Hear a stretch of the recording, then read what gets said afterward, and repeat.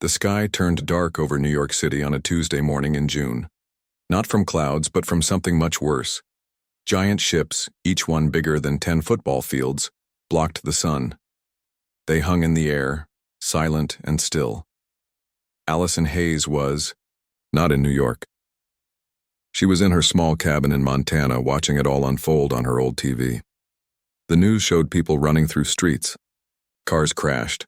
Police stood with their guns pointed up, not knowing what to do.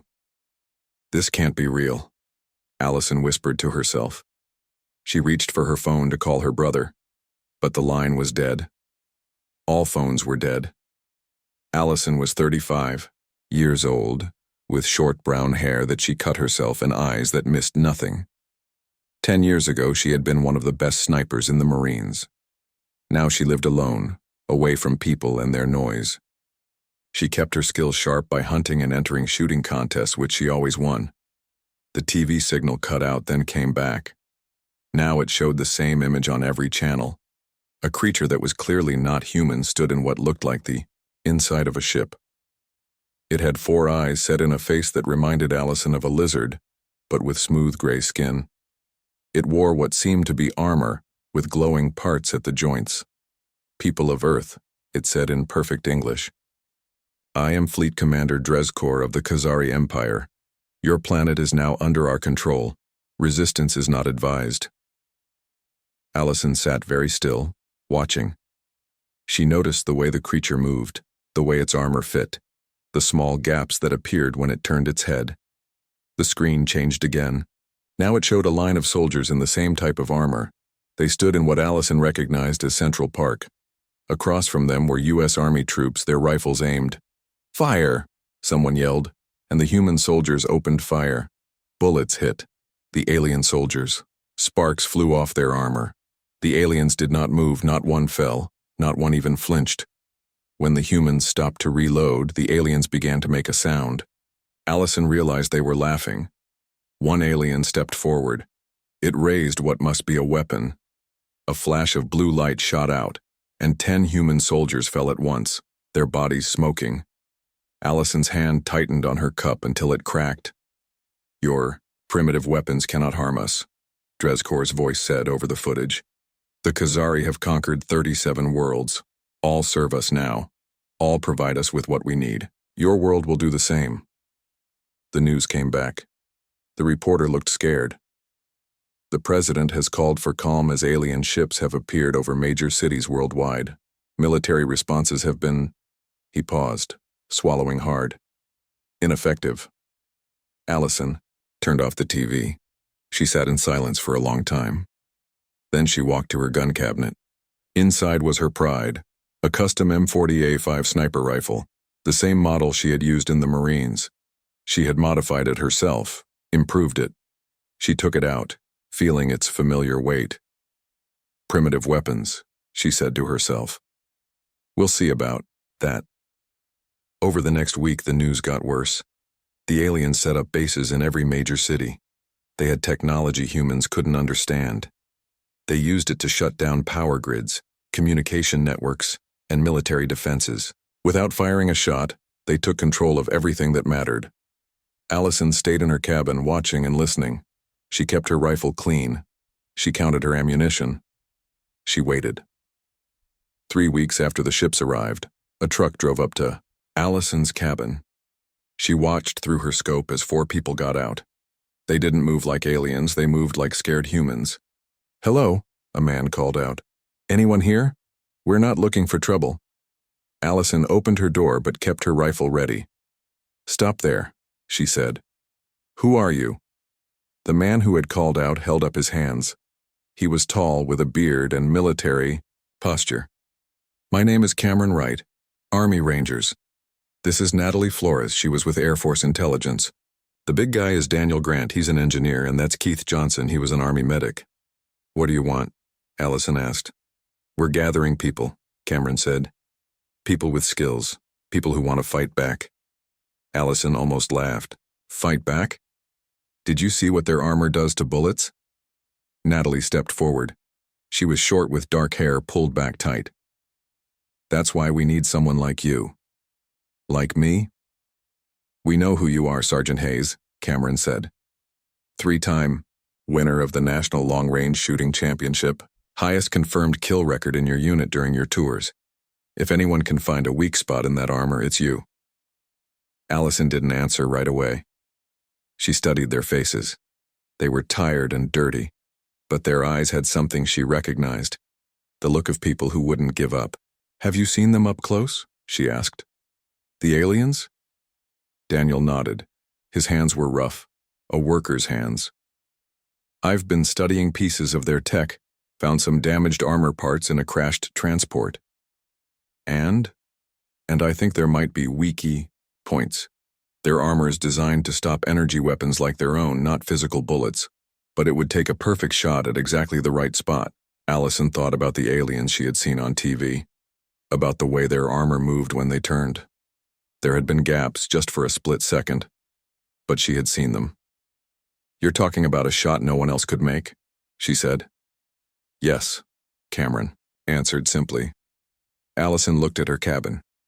For 10 years it had been her hiding place from the world. Now the world had bigger problems than the ones she'd been hiding from. "When do we leave?" she asked. "Now," said Cameron. "They're setting up their main base in Denver. We have a camp in the mountains nearby." Allison nodded. She went inside and packed quickly. Clothes, ammunition, her scope cleaning kit, her lucky brass casing from her first combat shot. She slipped her service pistol into her belt and grabbed her rifle last. As they drove away from her cabin, Allison watched it disappear in the side mirror. She might never see it again, but for the first time in years, she felt like a Marine again. She had a mission, and no alien armor was going to stop her from completing it. They drove through back roads, avoiding main highways where alien patrols might spot them. As night fell, Natalie explained what they knew. "They're called the Khazari. They come from somewhere beyond our solar system. They mine planets for something they call core metals. They use the native people as workers." "Slaves," Keith said, bitterly. He was quiet with kind eyes that had seen too much. "How many of them are there?" Allison asked. "Not as many as you'd think," Cameron replied. "Maybe a few 100,000 total. They rely on their technology, not numbers. Each one of them can take out 20 of us with those energy weapons. Unless someone takes them out first," Allison said, running her finger along the barrel of her rifle. As they drove into the mountains, she began to plan the impossible shot that would change everything. The resistance camp was hidden deep in the Rocky Mountains, about 50 miles from Denver. It wasn't much to look at, just some tents, a few old cabins, and a natural cave system that kept them hidden from the alien ships that sometimes flew overhead. Allison followed Cameron into the main cave, which served as their meeting place. About 30 people were inside, sitting on crates or standing against the walls. They all looked up when Allison entered. She felt their eyes on her, full of hope she wasn't sure she could live up to. "This is Sergeant Allison Hayes," Cameron announced. "She's the best shot I've ever heard of, and she's going to help us hit the Khazari where it hurts." A man stepped forward. He had burn scars on one side of his face. "No bullet can get through their armor. We've tried." "Maybe no regular bullet," Daniel said, dropping a heavy bag on the floor. He pulled out what looked like pieces of alien armor. "But I've been studying these, and I think there's a chance." For the next hour, Daniel explained what he had learned about the alien armor. He used simple terms, but Allison understood the important parts. The armor was designed to protect against energy weapons, not bullets. It still stopped bullets, but not because it was built for that purpose. "It's like wearing a raincoat to stop the wind," Daniel said. "It works, but it's not perfect." Natalie spread out a map of Denver. Red X's marked known alien positions. "They've taken over the city center," she explained. "They're using the convention center as their main base. They have patrols all over, but they follow patterns. They think we're too scared to attack." "Are we going to attack?" Allison asked. Cameron shook his head. "Not yet. First, we need to prove they can be killed, and we need to capture their communication equipment. If we can talk to other resistance groups, we might be able to coordinate something bigger." He pointed to a spot on the map. a small building about 10 miles outside Denver. This is a relay station. They have 3 guards there at all times. If we can take it, we can use their own communication system against them. But we need to take out the guards without alerting others, Keith added. Which means we need a clean kill. 1 shot. Everyone looked at Allison. She studied the map, calculating distances. How far away can we get to this building without being detected? About 200 meters, Cameron said. There's a ridge with good cover. Allison let out a breath. That's a long shot. Not impossible, but I'll need to know exactly where to hit them. Daniel emptied his bag completely, laying out more pieces of alien technology. I've been putting together what I know about their biology. They have a weak spot in their neck right here. He pointed to a small gap in one of the armor pieces, but it's only visible when they turn their head a certain way. And it's tiny, maybe half a centimeter wide. Allison picked up the armor piece, examining it carefully. I'll need special ammunition and time to practice. For the next week, that's exactly what she did. Daniel worked day and night to create the perfect bullets, hand-loaded with tungsten cores and specially shaped tips. They set up a practice range in a hidden valley, with targets designed to mimic the aliens' armor and movement patterns. Allison practiced from dawn until dusk. She started at 500 meters, then 800, then 1,000. By the end of the week, she was hitting a target the size of a dime at 1,200 meters, but only when conditions were perfect. In the real world, conditions were never perfect. On the 8th day, Cameron called a meeting. We're running out of time. The Khazari are expanding their control. They're taking more people for their work camps every day. I need more practice, Allison said. There is no more time, Natalie countered. We've intercepted their communications. They're bringing more ships next week. Once that happens, we might never get another chance. Allison looked around the room. Everyone was tired, scared, but determined. She thought about all the people in work camps, about the world being taken over by aliens who saw humans as nothing more than tools. Okay, she said. Let's do it tomorrow. That night she cleaned her rifle one more time. Each part was familiar to her, like an old friend. The custom barrel that Daniel had helped her modify. The special scope that could pick up the smallest details even in low light. The stock that fit against her shoulder perfectly. Before dawn, a small team left camp. Allison, Cameron, Natalie, Daniel, and Keith moved quietly through the forest. They carried only what they needed: weapons, communication equipment, medical, supplies, and food for 3 days. If they weren't back by then, they probably wouldn't be coming back at all. They reached the ridge overlooking the relay station just as the sun came up. The building was small and gray, with a tall antenna on top. 3 Khazari guards patrolled around it, their armor gleaming in the morning light. Allison set up her position carefully. She used a small folding mat to lie on and placed her rifle on a stable bipod. Through her scope, she could see the guards clearly. They moved with confidence, not bothering to look for threats. Why would they? Their armor had protected them from everything so far. I've been tracking their patrol pattern, Cameron whispered, lying next to her with binoculars. Every 45 minutes, the one on the north side stops and looks up at the sky. That's when the gap in his armor might be visible. Might be? Allison asked. We can't be sure until it happens. Allison took a deep breath. She recalled her training. In situations like this, patience was everything. Rush the shot, miss the target. She settled in to wait. The morning passed slowly. The sun grew hotter.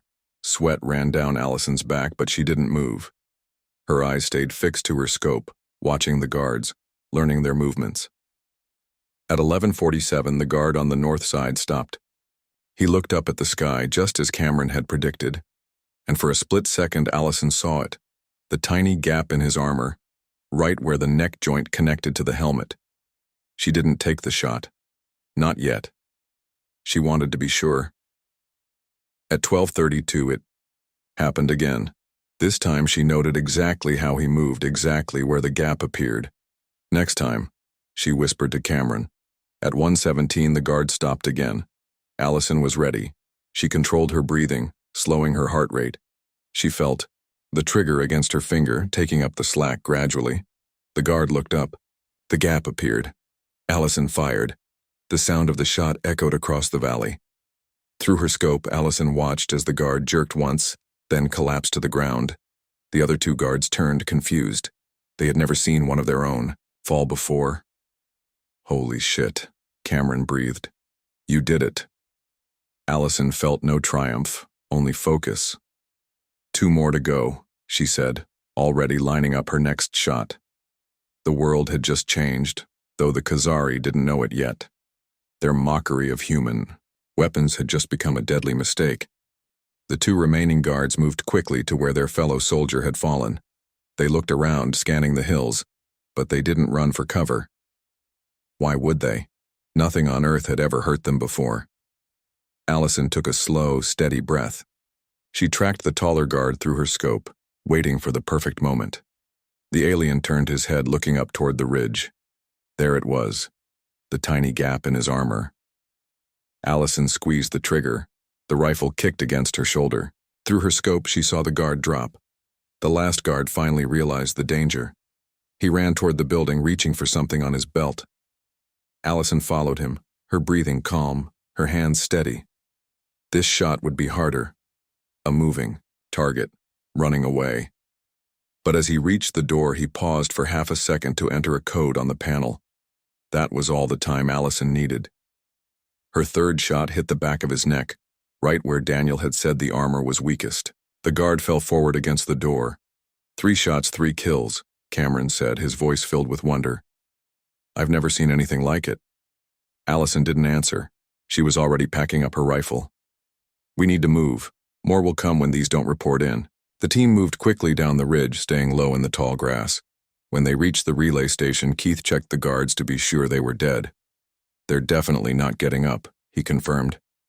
"The bullets went right through the gaps in their armor and into what I think is their brainstem. Clean kills."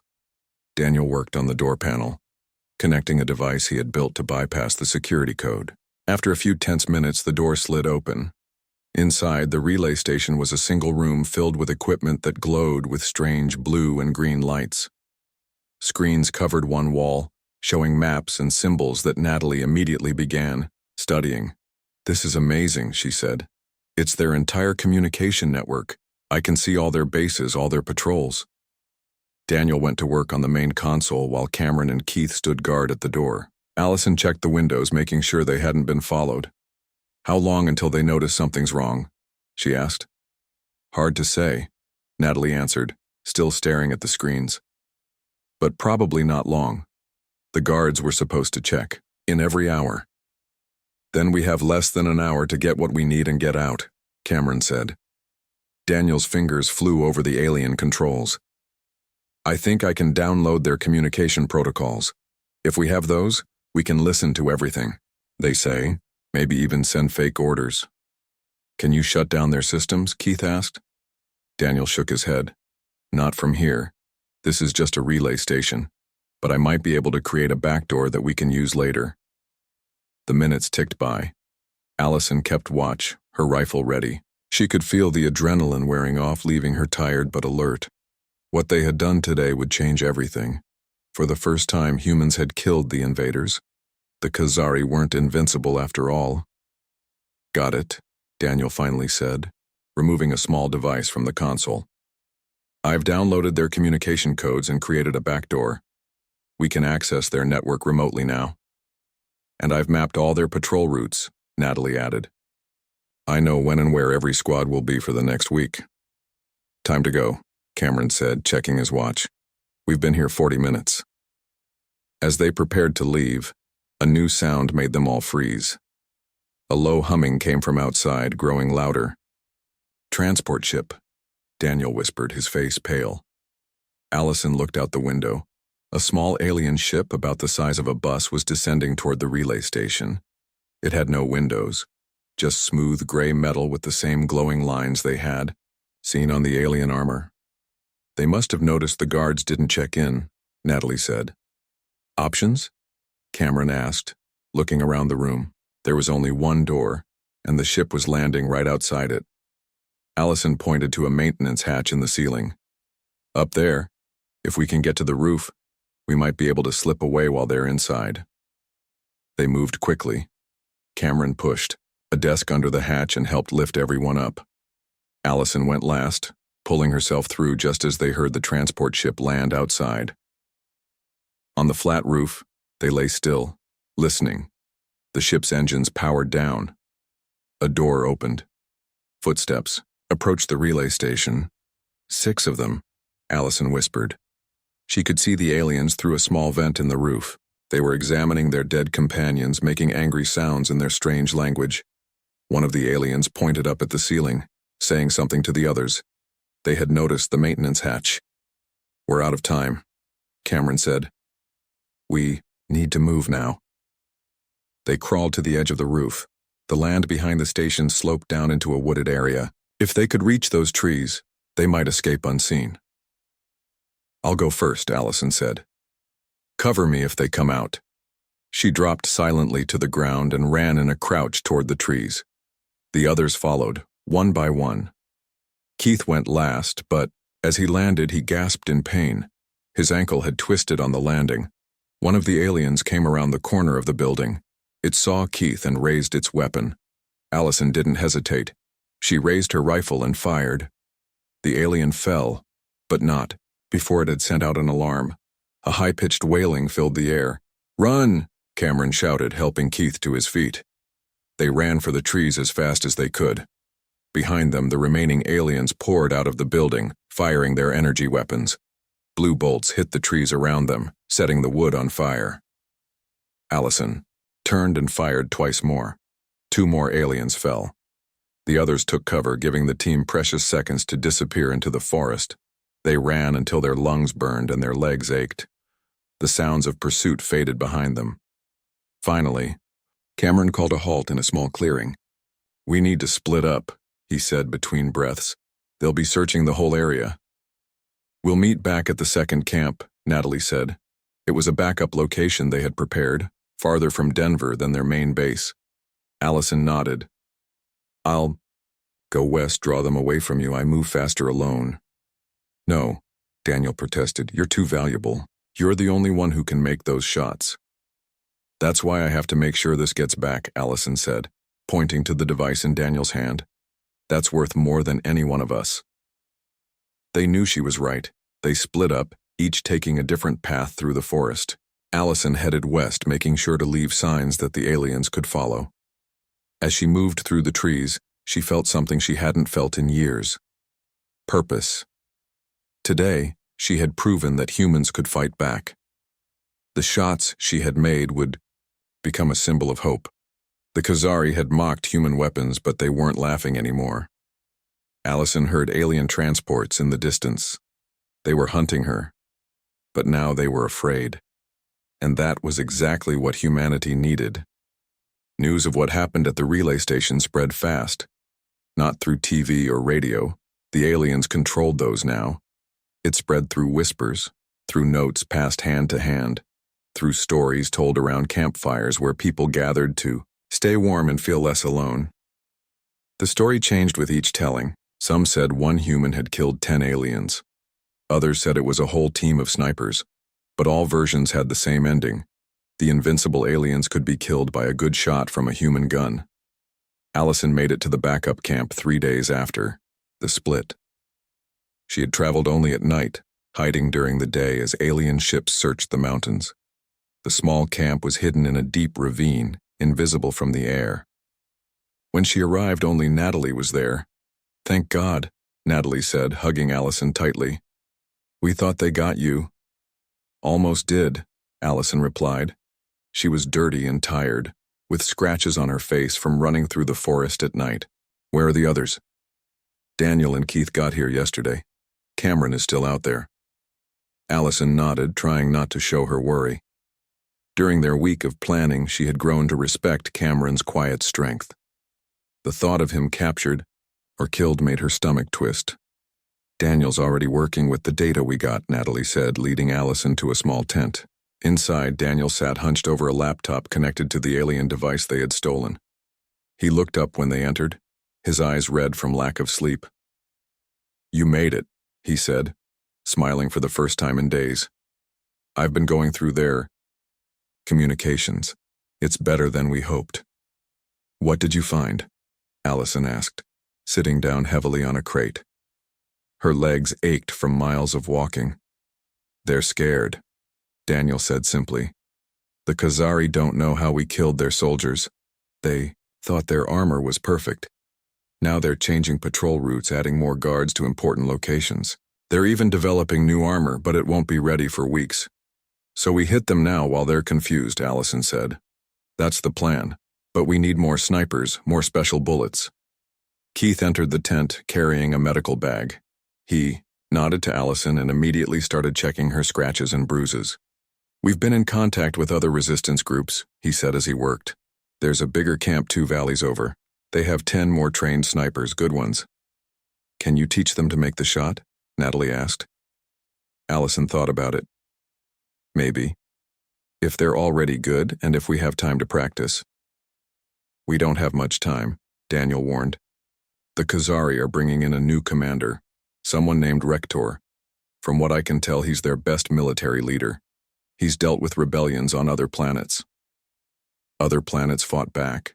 Allison asked, surprised. "Apparently. But they failed. This Rector knows how to handle resistance."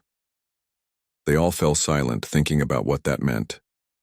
Allison knew from her military days that a good commander could change everything. If this Rector arrived, their small advantage might disappear. "When is he coming?" she asked. 3 days, Daniel replied. "He's bringing more troops too." "Then we need to do something big before he gets here," Allison said. "Something that will give people hope."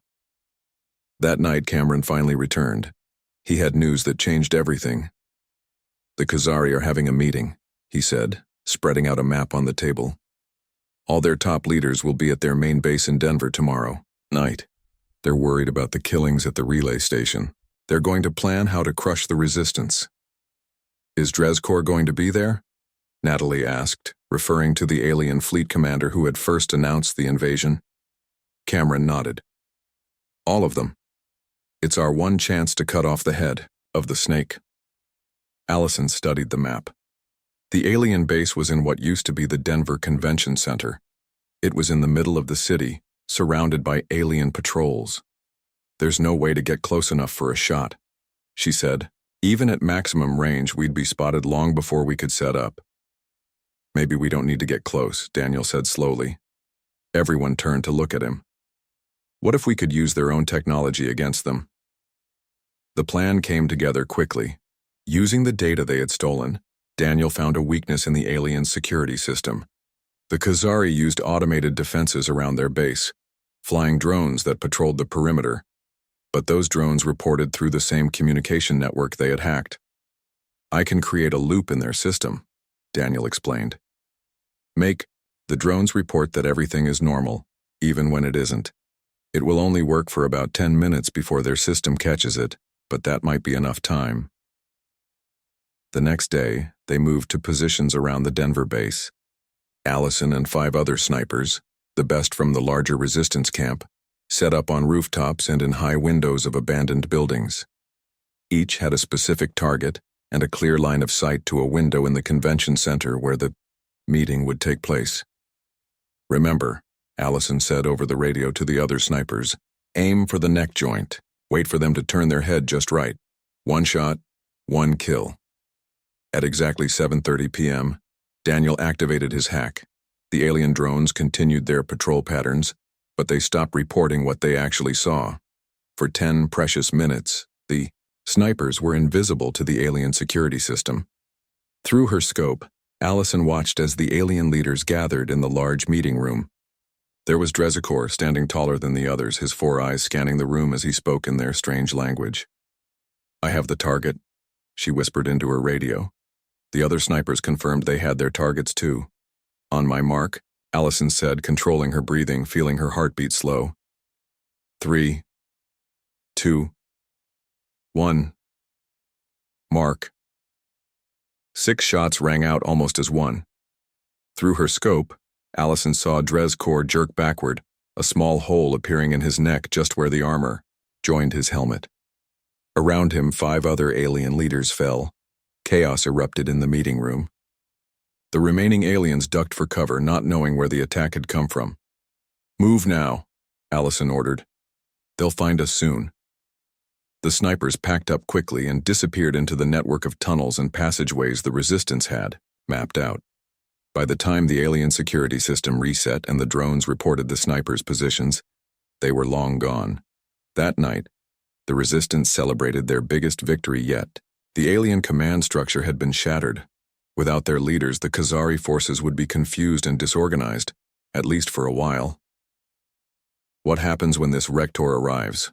Keith asked as they gathered around a small fire. "We'll be ready," Allison said. "And now he knows we're ready too. The story of their dead commanders will reach him before he lands. He'll know humans aren't as primitive as they thought." Cameron raised a cup of water and a toast. To the shot that changed, the war, everyone drank. Allison didn't join the celebration for long. She sat outside, cleaning her rifle and looking up at the stars. Somewhere up there, more alien ships were coming. But now they would arrive to find not just scared humans, but a planet that knew how to fight back. The invaders had laughed at human guns. They weren't laughing anymore. Frektor arrived 3 days later. His ship was bigger than the others, black instead of gray, with red glowing lines instead of blue.